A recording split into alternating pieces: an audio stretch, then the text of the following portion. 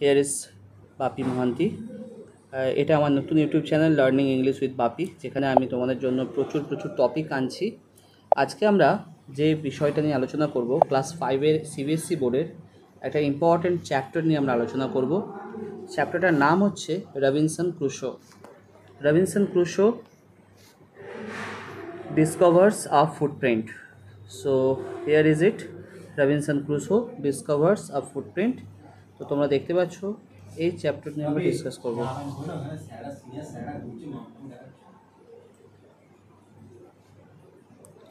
So চলো আমরা discuss করি। বেসিক্যালি এটা আমি বলে দিচ্ছি, ক্লাস 5-এর যে মেরিগোল্ড আছে সেই মেরিগোল্ড চ্যাপ্টারে based on the novel of Daniel Defoe. সেই চ্যাপ্টারটা আমরা দেখতে পাচ্ছি ড্যানিয়েল ডেফোর যে অ্যাডভেঞ্চার অফ টম সয়ার আছে, সেই অ্যাডভেঞ্চার অফ টম সয়ার থেকেই নেওয়া হয়েছে এটা। তো সেক্ষেত্রে তোমরা জানো যে is a very important chapter. তো একটু চ্যাপ্টারটা ডিসকাস করি, তার আগে বলি একটু সামারিতে আসি।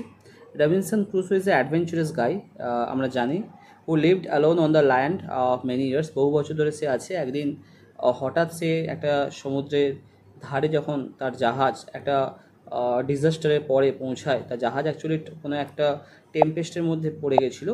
সো টেম্পেস্টে পরে বিরাট ডিজাস্টার আছে। তারপরে দেখি আমরা যে তার জাহাজ যখন সেই টেম্পেস্টের মধ্যে পড়ে, তারপর তার জাহাজ এসে নোঙর খায়। জাহাজ বলবো না, জাস্ট একটা পাটাতন সেটা আসে হঠাৎ করে একটা আইল্যান্ডে, এবং সেখানে সে একদিন দেখতে পায় হাঁটতে হাঁটতে একটা ফুটপ্রিন্ট দেখতে পায় বেসিক্যালি স্যান্ডের ওপরে, এবং সে শকড এবং স্কেয়ার্ড হয়ে যায় এবং চারিদিকে দেখে যে সেখানে কেউ নেই। তো এরপরে সে he wondered if there was savages ও ওয়াইল্ড পিপল। অ্যাকচুয়ালি স্যাভেজেস কথার মানে হচ্ছে that means is the wild people, বন্য যারা মানুষ তারা। তো সে ভয় পেয়ে যায় এবং কিছুটা তার ভাবে তার ক্ষতি করবে, তাই জন্য সে এদিক ওদিক ঘুরে বেড়ায় এবং তার চিন্তা হয়। He couldn't sleep well that night, সে রাত্রে কিন্তু সে ভালোভাবে ঘুমোতেও পারেনি এবং কিন্তু সে অ্যালার্ট থাকে।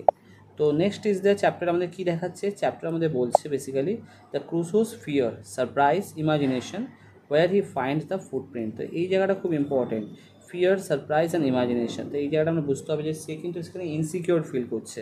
তোমরা যারা পুরো নোভেলটা পড়বে তারা তোমরা বুঝতে পারবে যে কতটা লাইফ আনপ্রেডিক্টেবল হয়, যার জন্য আমরা বুঝতে পারি। তো সেক্ষেত্রে এই গল্পটা আমাদেরকে দেখাচ্ছে কিন্তু আমাদের এই যেটুকু পার্ট আমরা ক্লাস 5-এ পাই, সেখানে বলছে how living alone can make